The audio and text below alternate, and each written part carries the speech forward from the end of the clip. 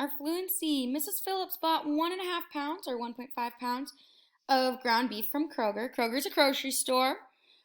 She paid a total of $6.75 for the ground beef.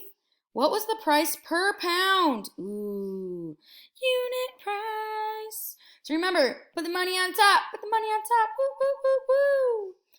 All right, so price on top. So in the top, the price, and then the pounds on the bottom. So that price is $6.75. $6.75. And that is for 1.5 pounds.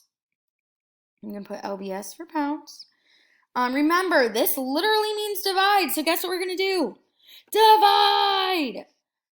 So if we have 6.75 divided by 1.5. We're going to move that decimal over 1 to make it a whole number. So if we move it over 1 there, we must move it over here. Then we can pop it up right up here. Now we have 15. So 15, can 15 go into 6? No. Can it go into 67? Yeah, let's see. How many times? Well, I think 15 times 4. Let's see. 15 times 4. 5 times 4 is 20. 4 times 1 is 4 plus 2 is 6. Can go in 4 times. And you'll get 60. We subtract, we get 7. Drop down that 5. If it can go into 60 4 times, let's try 15 times 5 and see what that is. 5 times 5 is 25.